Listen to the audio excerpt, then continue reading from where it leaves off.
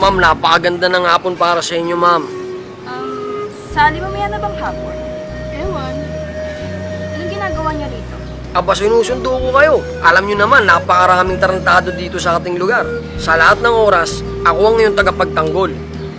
Hindi na po kailangan. Wala naman akong kaaway dito eh. Pag gusto nyo ng kaaway, hanapan kayo ni Diego. Diego, utang na loob. Huwag niyo naman akong perwisyuhin dito. Nakakaya sa mga bata eh. Baka bukas pagpasok ko, hindi na ako igalang dito eh. Halika na, Sally. Mauna na tayo.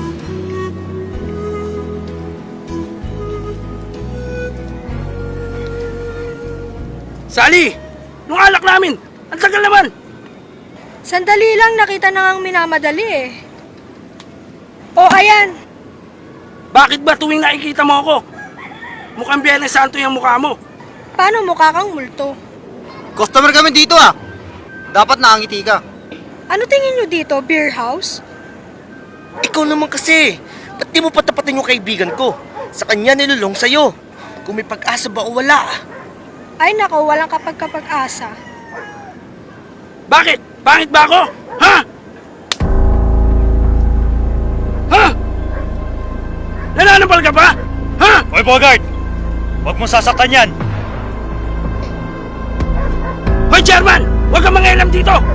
Kapitan, no, binabastuso ako ng mga walang hiyang to eh.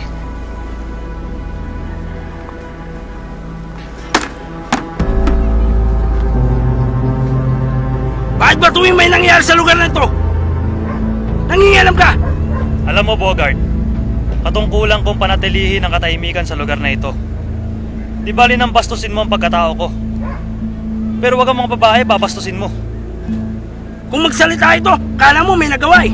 Bakit? May nagawa ka ba? Ha?